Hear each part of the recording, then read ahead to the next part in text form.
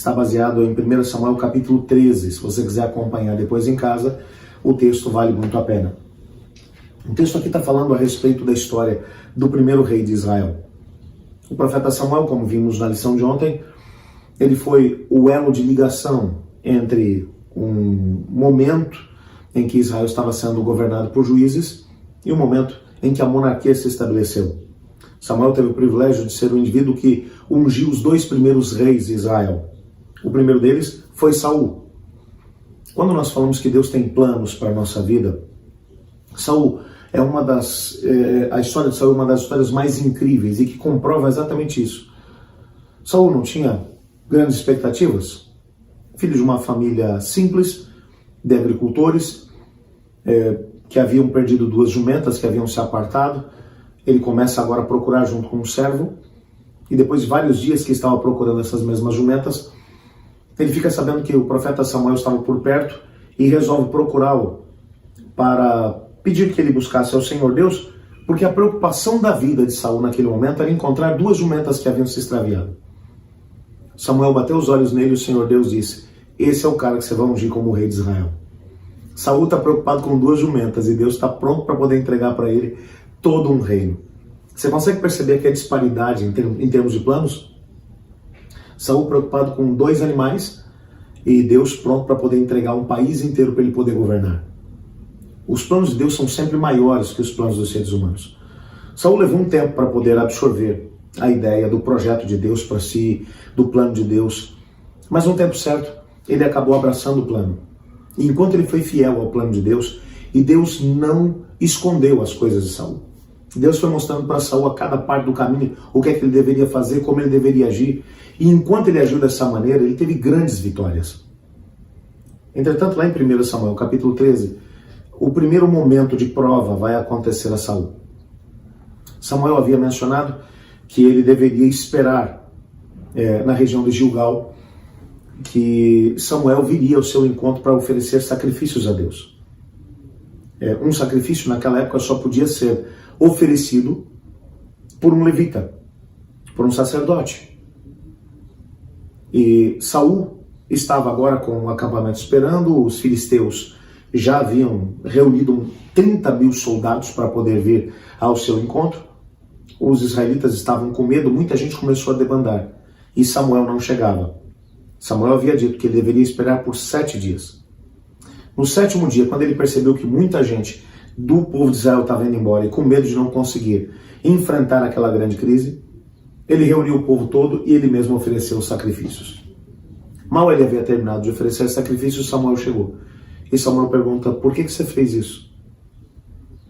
Ele: não, é que você tinha dito que vinha e não veio e tal. Ele diz: não, eu disse para você para esperar até o final do 7º dia. E o final do 7º dia ainda não aconteceu. O povo estava indo embora, Samuel. Eu tinha que fazer alguma coisa. E Samuel vai ter um diálogo com ele, onde nesse diálogo o que vai ficar claro é: todas as vitórias que você teve até agora, você não dependeu da força humana, você dependeu da força de Deus. Mas agora você está achando que para que Israel consiga enfrentar essa grande multidão, eles dependem de você e não de Deus. O teu foco deixou de ser em Deus e passou a ser em você mesmo.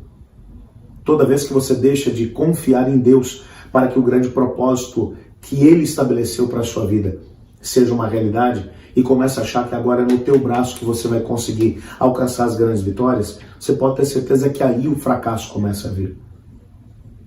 Saul havia se esquecido de uma coisa muito básica. E nesse momento Samuel vai alertá-lo. Olha, nesse momento você está dando o primeiro passo para longe do plano de Deus. Se você continuar nesse caminho, você muito em breve vai perder o que Deus deu para você. Porque apesar do Senhor Deus ter planos grandiosos para a gente, Ele não nos obriga a seguirmos esses planos. Apesar do Senhor Deus ter planejado, no caso de Saul, que a sua família permanecesse por muito tempo dirigindo o país, mas Deus não o forçaria a seguir na direção proposta por Deus. O fato é que sabemos que aquele foi o primeiro passo apenas da história de Saul, até que mais adiante ele realmente rejeitasse a vontade do Senhor Deus e resolvesse fazer a sua própria vontade.